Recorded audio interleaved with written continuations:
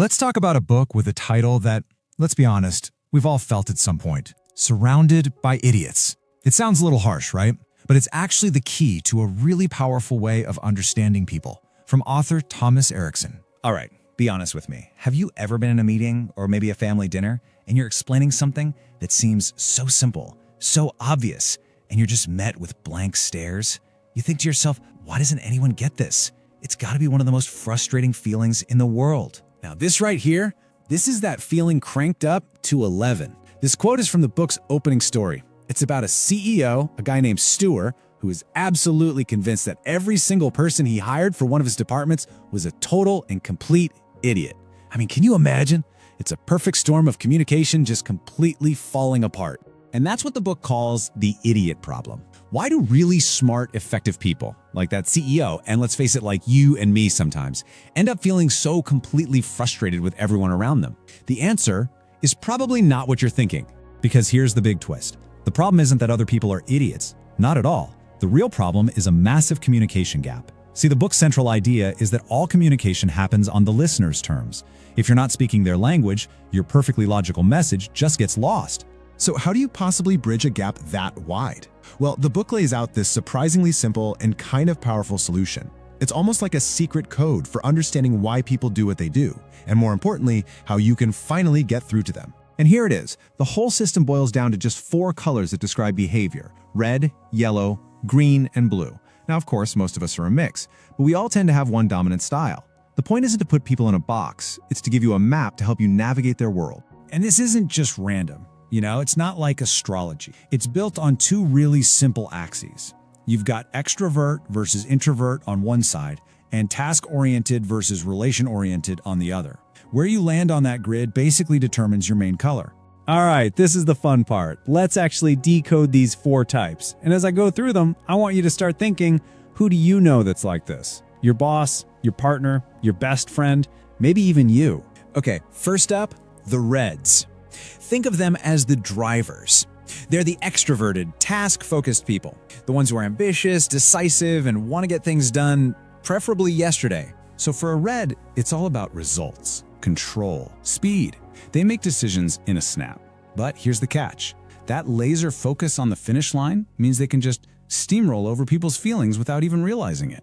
They're not being mean, they're just being efficient. Next up, the Yellows, the socialites. You know these people. They walk into a room and the energy just lifts. They're extroverted and all about relationships. They bring the fun, the optimism. They're the life of the party. Yellows are fueled by optimism and connecting with people. They're incredible at getting everyone excited about a new idea. The flip side, they need to be in the spotlight. They can be pretty bad listeners because they're already thinking about the next cool thing to say, and details, yeah, not their thing. All right, now let's talk about the greens, the stabilizers. And get this is actually the most common personality type. They're the calm, steady, supportive backbone of, well, pretty much everything. They're introverted and relationship-focused. What drives a green is security, reliability. They are amazing listeners, super patient, and incredibly loyal. But their kryptonite? Sudden change. Oh, and conflict. They will do anything to avoid a fight, which can sometimes come out as this quiet but incredibly strong stubbornness. And last but definitely not least, we have the blues, the analysts. These are the introverted, task-oriented people who make sure the train doesn't go off the rails. They're all about logic, precision, and getting things right. For a blue, it's all about quality, correctness. They need the facts, the data, and time to think it all through. They're the ones who will find the one tiny mistake in a 200-page document. Now, this can look like perfectionism, and to other people, their logical approach can sometimes feel a bit distant or critical. Okay, so you're probably picturing people in your life right now, aren't you?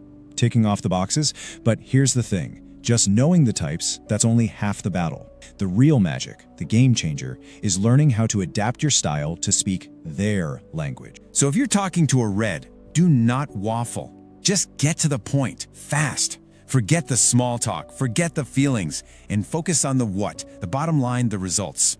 And give them options so they feel like they're in control. Just don't waste their time. Now for a Yellow, it's the total opposite. You gotta be sociable. Start with a story, be friendly, be upbeat. Let them talk, acknowledge their amazing ideas. Focus on the who and how you can all work together and have a good time doing it. Do not bury them in details. When you're dealing with a green, just Slow down. They need to feel safe and secure. No surprises, okay? Lay out the plan step by step. Ask them what they think in a really low-pressure way, and then actually give them time to think about it. Your patience will pay off big time. And finally, if you're talking to a blue, you better have done your homework. Bring the data, bring the facts. Be precise, be logical, and don't expect an answer right away. Give them the information they need, and then give them the space to process it. Emotional arguments will get you absolutely nowhere. So we've got the colors, we've got the playbook, but there's one last piece of the puzzle, the big idea that makes this whole thing click and actually changes how you see, well, everyone. And this is it. This is the whole point. The goal is not to run around sticking labels on people. It's not about saying, oh, he's such a red. The real power comes from developing your own flexibility. It's about realizing that the best communicators are like chameleons.